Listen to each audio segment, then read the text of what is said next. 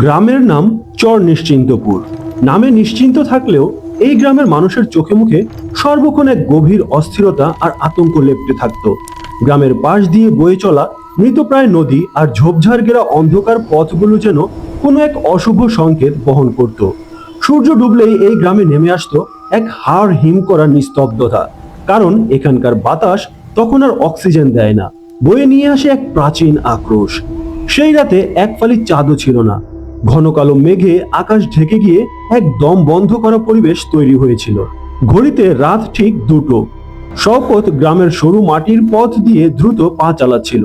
তার কাঁধের কাপড়ের ব্যাগটার ভিতর ছিল কিছু জমানো টাকা আর কয়েকটা কাপড়। সে পালাচ্ছিল, কার থেকে বা কেন তা সে জানে না, কিন্তু তার মনে হচ্ছিল অন্ধকার থেকে কেউ একজন তার প্রতিটি পদক্ষেপ লক্ষ্য করছে। গ্রামের শেষ সীমানায় ছিল একটি বিশাল প্রাচীন কুয়া। গ্রামের মানুষ একে ডাকতো রক্ত কুয়ো। কুয়োর চারপাশে বড় বড় বট গাছের ঝুড়ি আর আগাছায় জঙ্গল হয়ে আছে। শওকত যখন কুয়োর কাছাকাছি পৌঁছলো, হুট করে চারপাশের বাতাসের তাপমাত্রা যেন শূন্যের নিচে নেমে গেল। তার গলা শুকিয়ে কাঠ। পকেট থেকে জলের বোতল বের করতে গিয়ে সে থমকে দাঁড়ালো। দূরে কোথাও নয়, একদম তার পেছনেই বেজে উঠলো ঝনঝন একজোড়া ভারী রূপোর পায়েলের শব্দ। শওকত পাথরের মতো জমে গেল। মনে হলো কেউ একজন তার কাঁধে এক অতি প্রাকৃত শীতল আঙ্গুল ছোঁয়ালো। সে অসীম সাহসে ভর করে ধীরে ধীরে পেছনে তাকালো। ঘুটঘুটে অন্ধকারেও সে পরিষ্কার দেখতে পেল এক নারী মূর্তি। পরনে টকটকে লাল বেনারসি শাড়ি, মাথায় লম্বা ঘোমটা টানা। কে কে আপনি? কাপা গলায় জানতে চাইল শওকত। নারী মূর্তি কোনো উত্তর দিল না, কিন্তু হঠাৎ বাতাসের এক দমকায় তার মাথার আঁচলটা সরে গেল। শওকত যা দেখলো তা দেখার পর মানুষের চিৎকার করার শক্তিও থাকে না। এক বীভৎস ঝটকায় তার কণ্ঠনালীর হাড় ভেঙে গেল। পরদিন সকালে কুয়োর পাশে গ্রামের মানুষের জটলা। শওকতের নিথর দেহটা পড়ে আছে কুয়োর মুখেই। গ্রামের বৃদ্ধ করিম চাচা দীর্ঘশ্বাস ফেলে বললেন, এই নিয়ে 7টা লাশ পড়লো। বলেছিলাম না, সূর্য ডোবার পর কুয়োর ধারে যাস না। কামাক্ষার আত্মা এখনো শান্ত হয়নি। গ্রামের মানুষ স্থির করলো কুয়োর পাশে দেবীস্থান বানাবে, রোজ ভোগ দেবে, কিন্তু তাতেও কাজ হলো না। মৃত্যু থামলো না। এই গ্রামেই মাসখানেক আগে শহর থেকে পড়াশোনা শেষ করে ফিরেছিল নিরূপা। সাধারণ শিক্ষিত মেয়ের আড়ালে নিরূপার একটা গোপন পরিচয় ছিল। সে তন্ত্রবিদ্যায় পারদর্শী। নিরূপা জানতো এই কামাক্ষা কোনো দেবী নয়, বরং এক ভয়ঙ্কর অতৃপ্ত আত্মা। আর এই আত্মাকে সে নিজেই চিনত। 4 মাস আগে কামাক্ষা ছিল এই গ্রামেরই এক চঞ্চল মেয়ে। বিয়ের মাত্র 1 মাস পর তার স্বামী মারা গেলে বিধবা অপবাদ দিয়ে তার উপর নেমে আসে অকথ্য অত্যাচার। একদিন গভীর রাতে তার নিজের শ্বশুর বাড়ির 2 লম্পট দেবর তাকে ধর্ষণের চেষ্টা করে। বাঁচার জন্য মেয়েটি অন্ধকারের মধ্য দিয়ে দৌড়েছিল।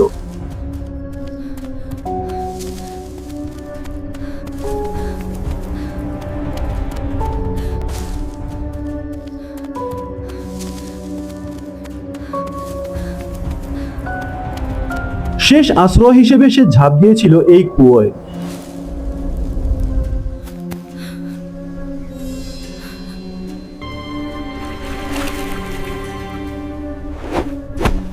গ্রামের লোক রটিয়েছিল ওটা একটা দুর্ঘটনা, কিন্তু নিরূপা সত্যিটা জানতো।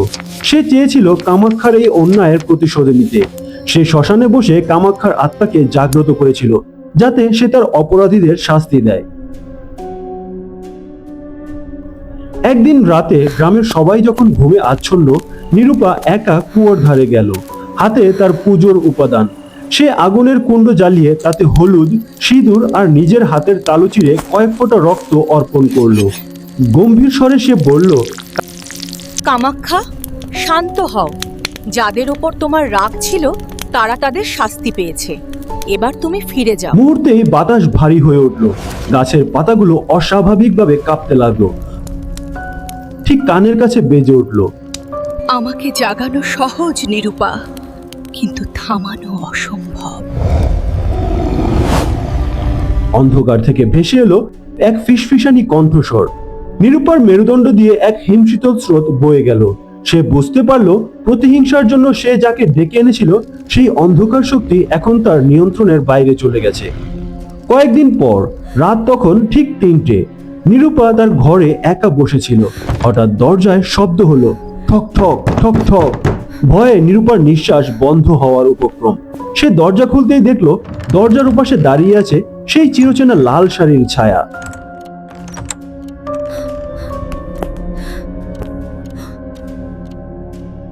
কামাক্ষার মুখটা এবার দৃশ্যমান, চোখ দুটো জ্বলন্ত কয়লার মতো লাল।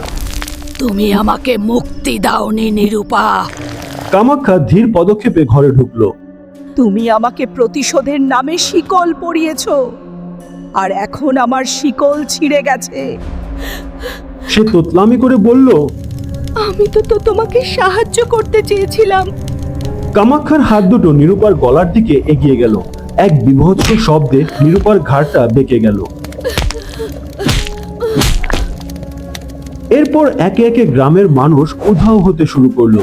কেউ ভয়ে গ্রাম ছেড়ে পালালো, কেউ বা খুঁজে পেল কুয়ার ধারে নিজের শেষ ঠিকানা।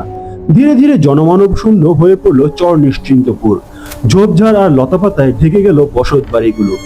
আজও যারা সাহস করে এই পরিত্যক্ত গ্রামের পাশ দিয়ে যায় তারা বলে, পূর্ণিমার রাতে কুয়োর ধার থেকে এখনো সেই পায়েলের শব্দ শোনা যায়, আর দেখা যায় বাতাসের সাথে ওরা এক দীর্ঘ লাল শাড়ির ছায়া।